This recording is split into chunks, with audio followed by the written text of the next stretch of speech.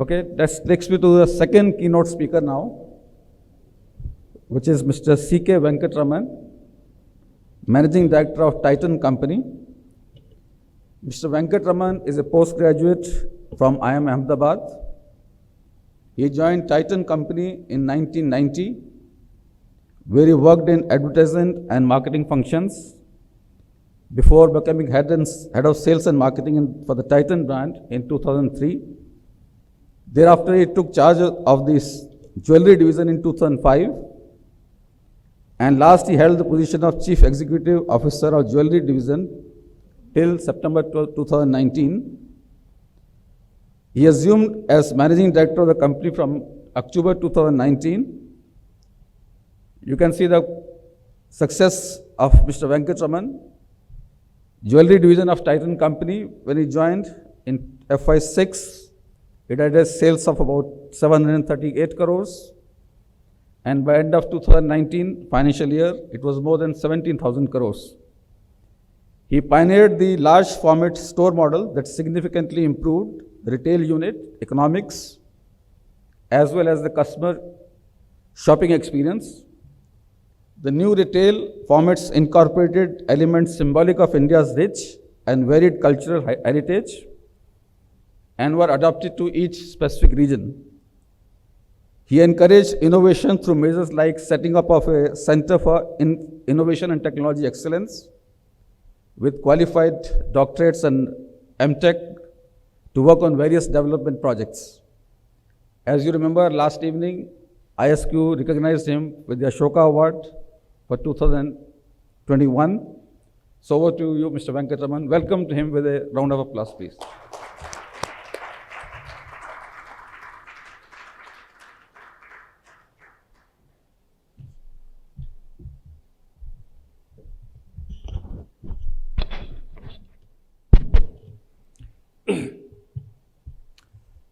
Good morning, everyone. It's great to be here, to be able to share my thoughts.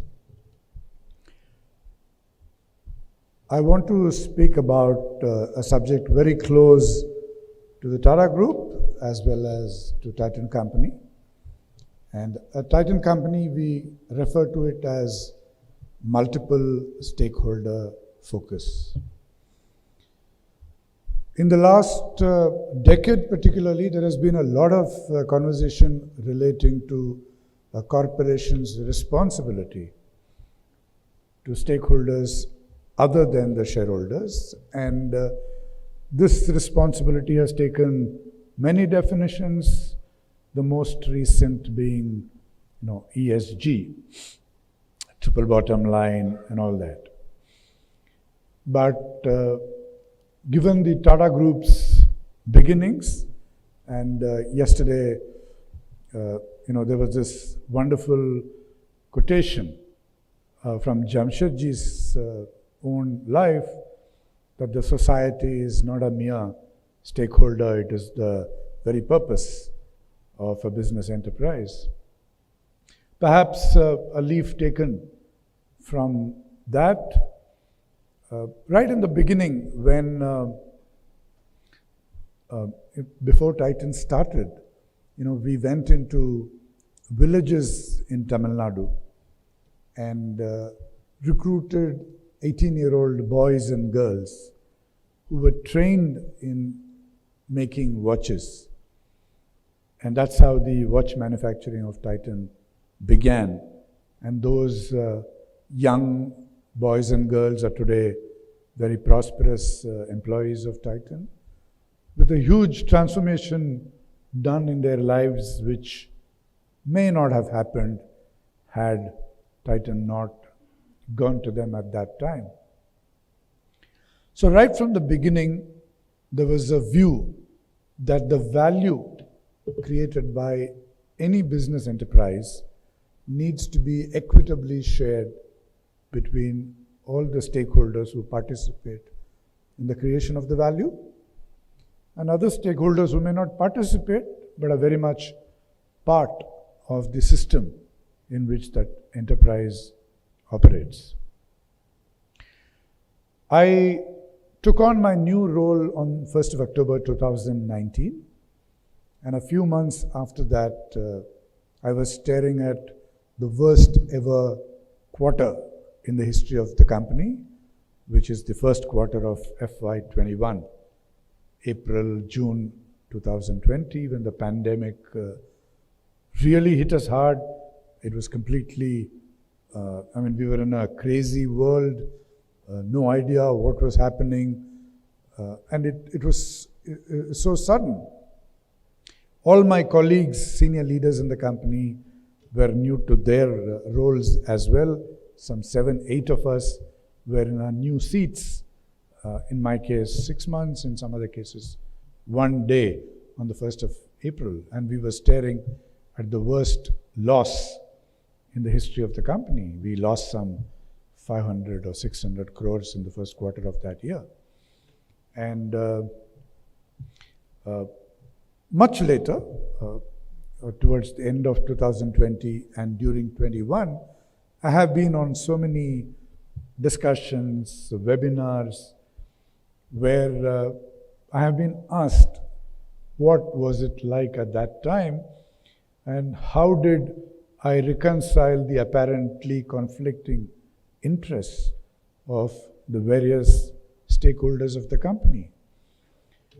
It is very possible that if we had given in to the kind of frenzy that we were observing around us about shareholder value, which was represented in terms of the loss that each company was making at that time, somehow the trend in those times was to really go after costs, really go after cash, and not be so much bothered with the niceties of achieving those results, whether it was slashing the workforce, reducing the pay of existing employees, tightening the screws on receivables or payments to be made to vendor partners or distributors, because cash, as you know, is always king.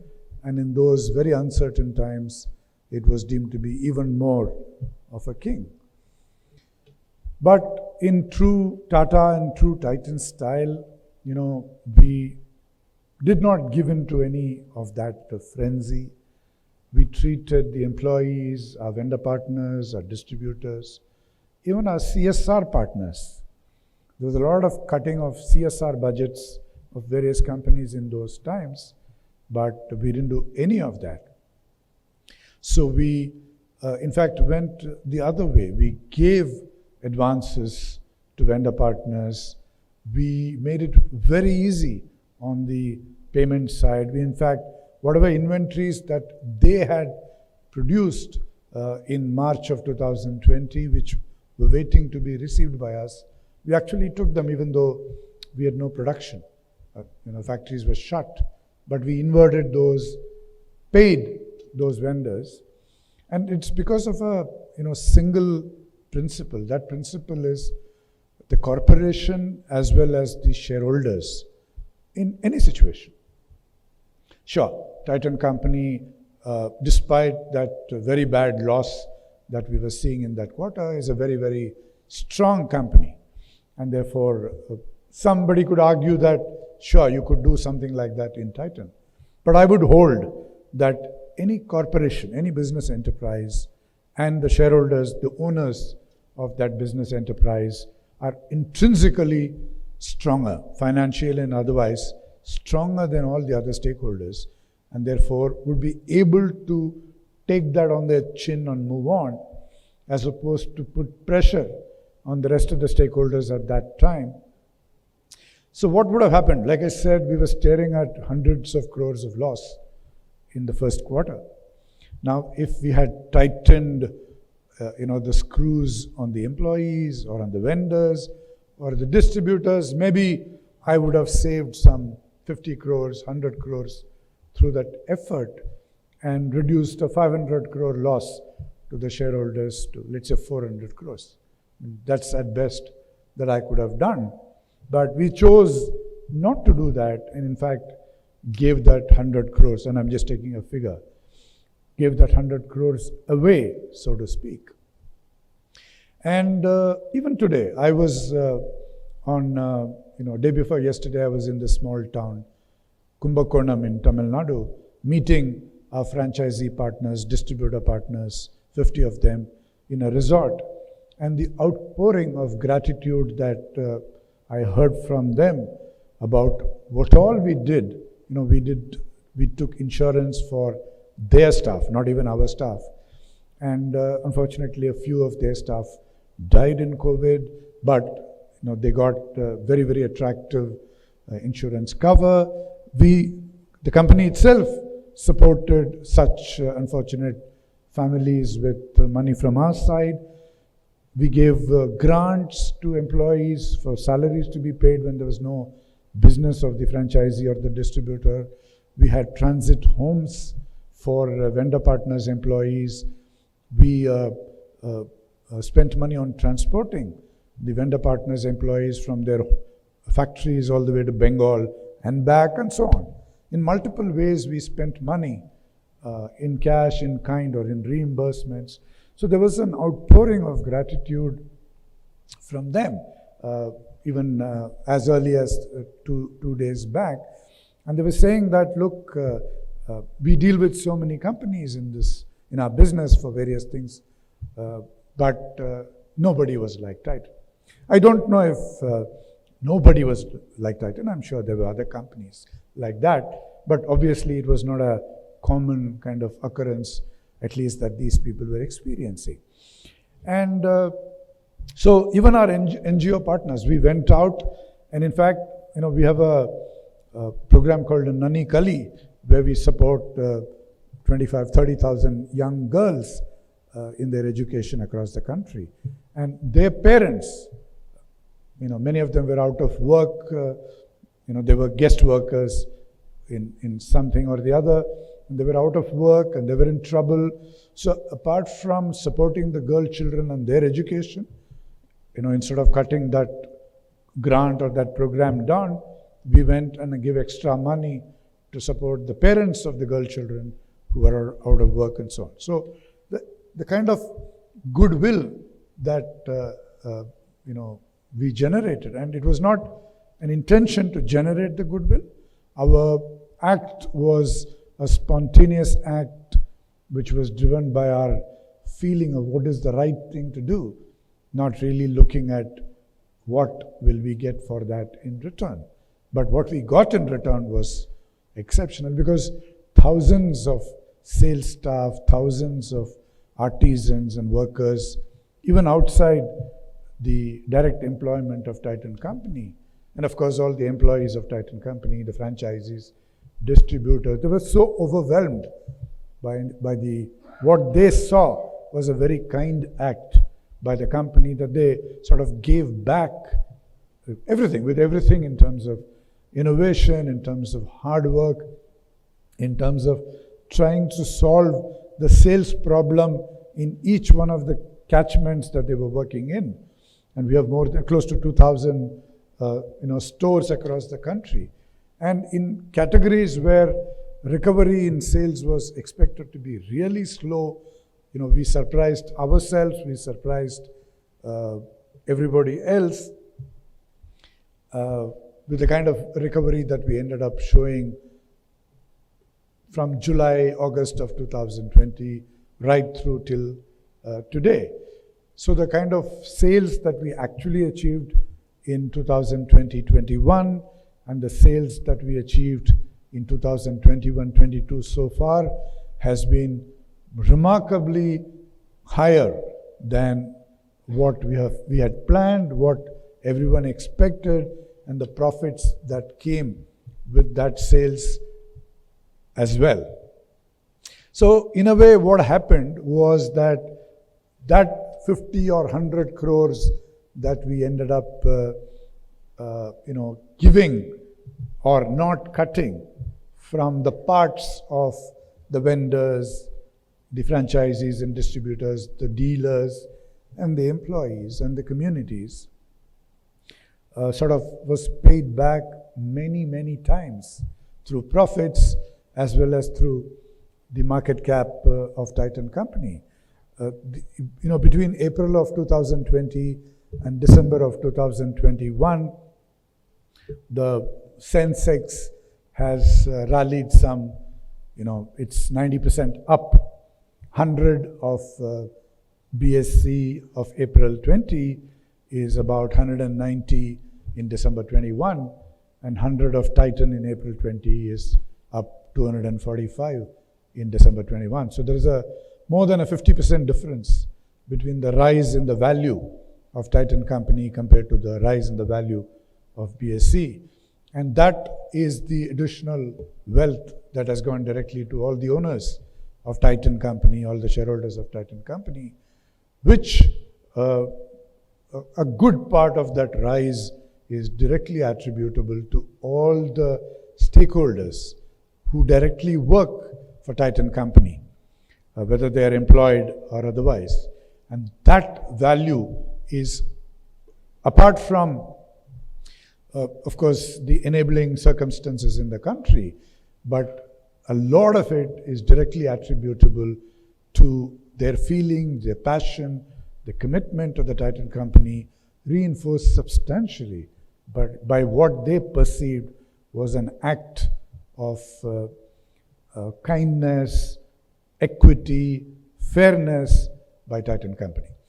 So this is not a new thing. The multiple stakeholder focus is a very institutionalized philosophy in Titan Company. It's just that it really came alive during the pandemic, where it was perhaps easy to actually lose it, because the sense of crisis, I recollect in the last week of March, when we were in 2020, when the whole country had shut down, the first week of the shutdown.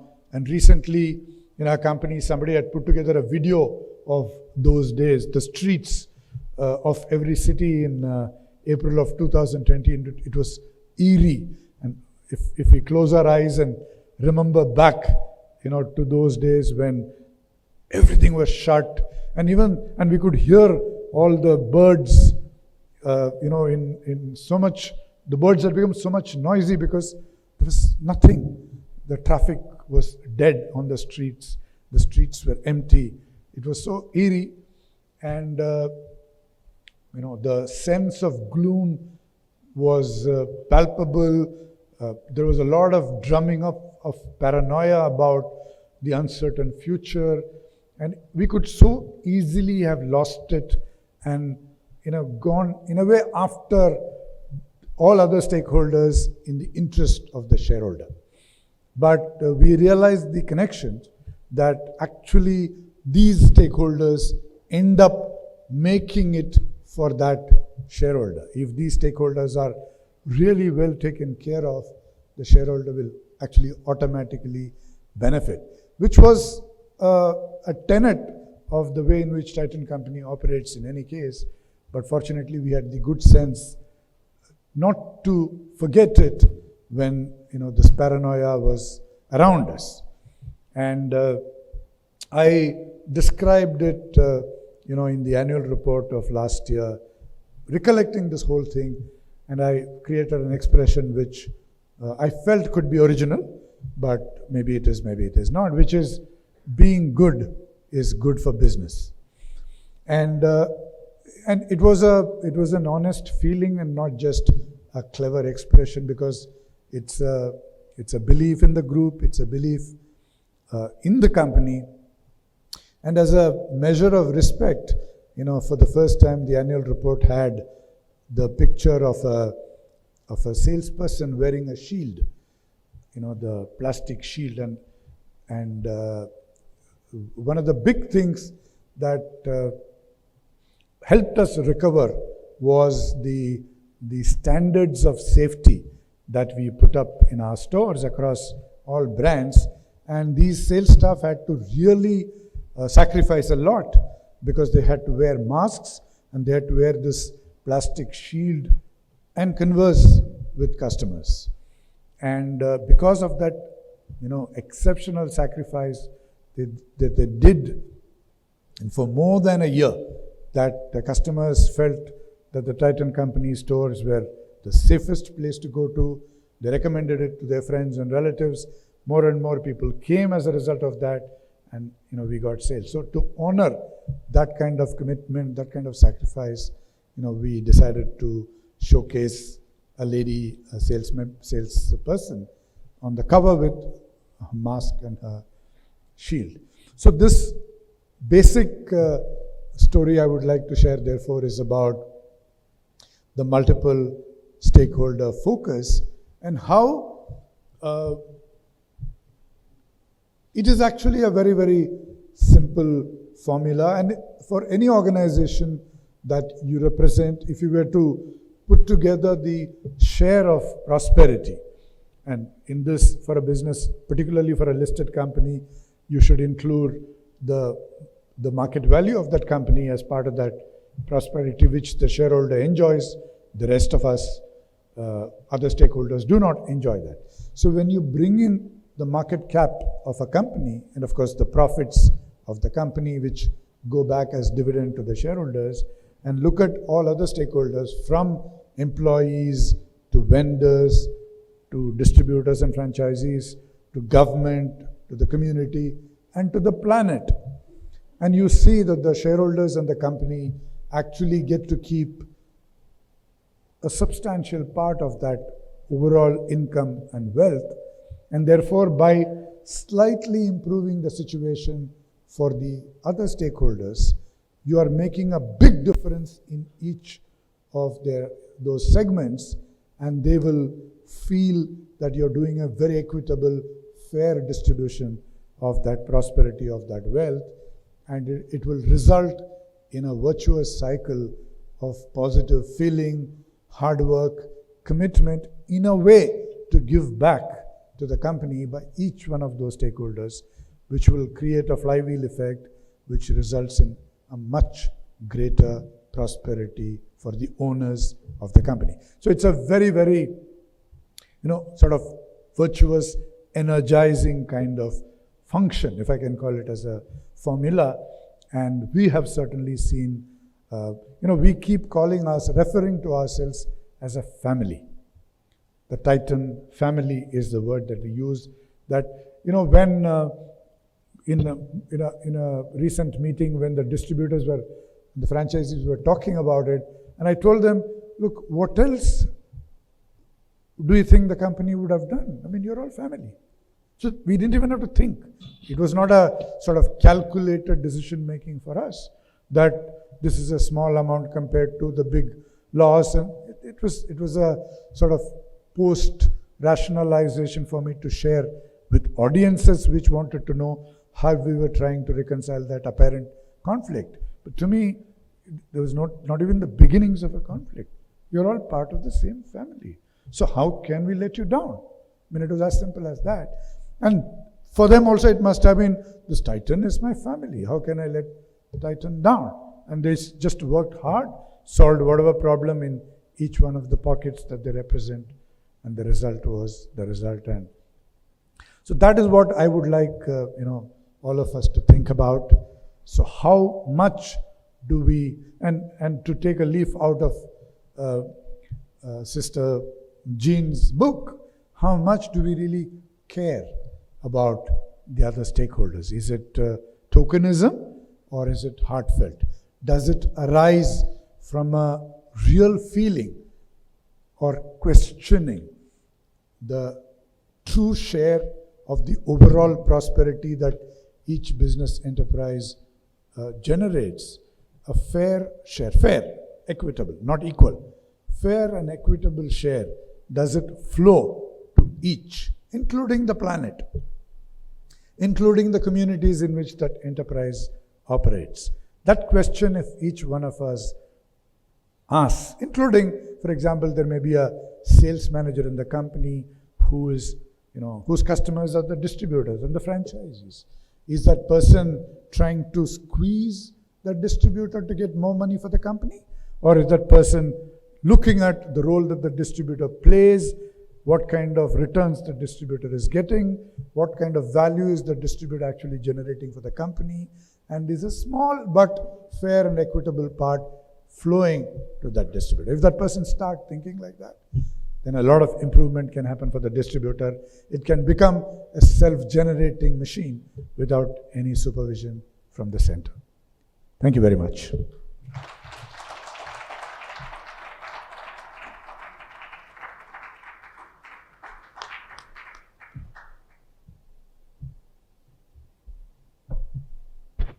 Thank you very much. Let's have another round of applause for him. I believe there are some questions on the virtual mode, and our Pune chapter colleague Sarika Joshi has compiled those questions. So I request Sarika to please raise the questions.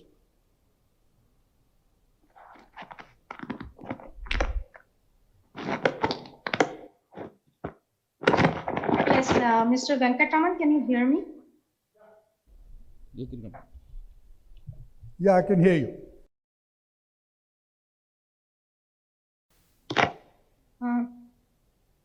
Thank you very much for the enlightened speech. The question is, what strategy for sustenance Titan company adopted for recovery from the pandemic?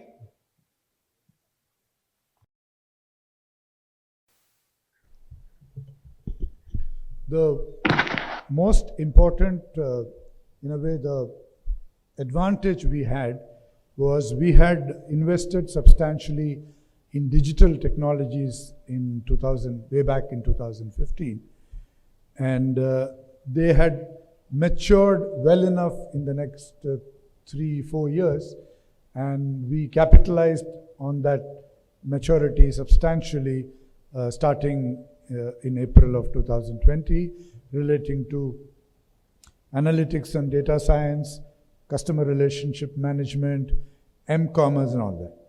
The second thing is that because we are a retailing company and we had more than 15,000 salespeople across 2,000 stores who personally knew maybe 7-8 million of the 20 million loyalty program members of the company, and they could directly reach out to these 7-8 million people with some idea, some program, some product innovation or the other, and using the digital knowledge that we had on the one hand and the relationship that we had cultivated through these 15,000 people, we were able to get people to see products that we had created or even come to the stores, do video calling, so many different things that we did, and that was the underpinning of the substantial recovery, the sustainable recovery that we made in the first many months of 2020.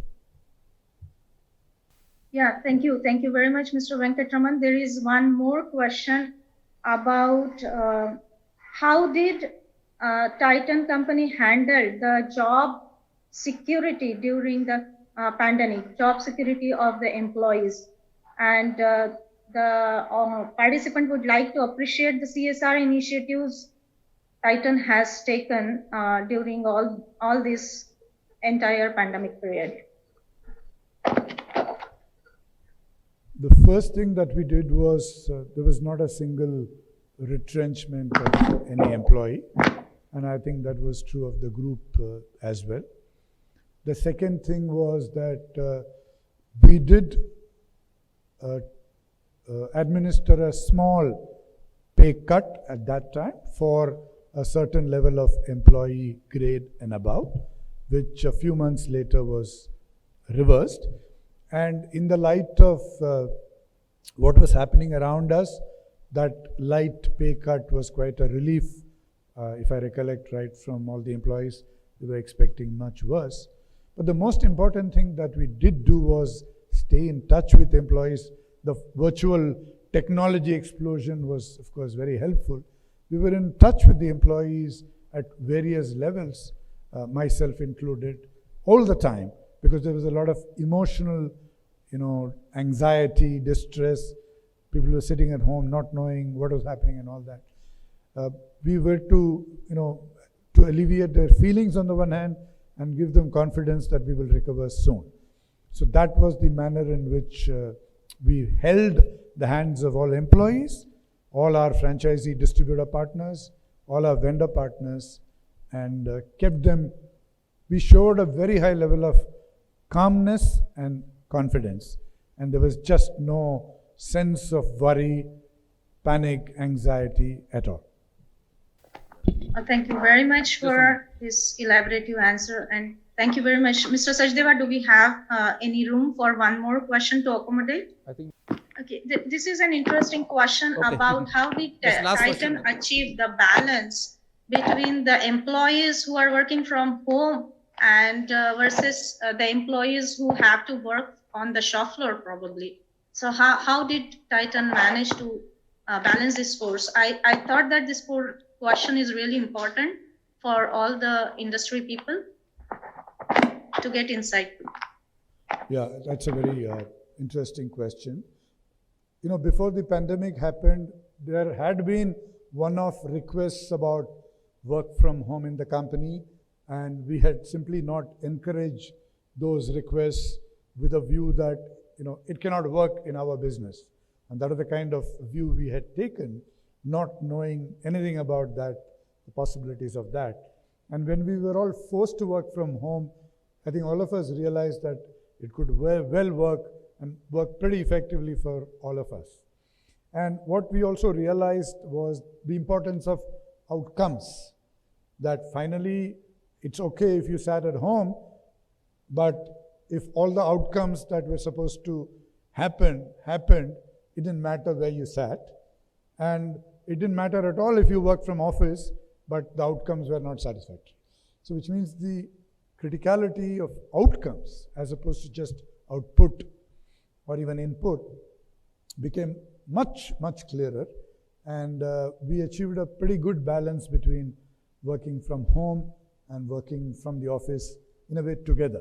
And what we now realize is that for creative discussions, complex problem solving, we do need to meet together, whereas when we have to do in a way our own things, at whatever level you are, then, you know, working from anywhere is fine. So we are in the early stages of putting that kind of thinking together and trying to figure out a way through which some people can work all the time from home. If you're working only, for example, the typical, in an IT kind of, what we call an individual contributor, whereas at higher levels you need to maybe 1 day, 2 days a week, at even higher levels maybe 3 days or 4 days. All that conversation is happening, and I'm sure we will reach some kind of a policy for a work from home, work from office combination. I think we'll have to stop here because of the time. Thank you very Thank you, Sarika. much. Thank you, sir. Really appreciate. And can I request Mr. Uday Mahajan now to just present a small memento to Mr. Venkatraman?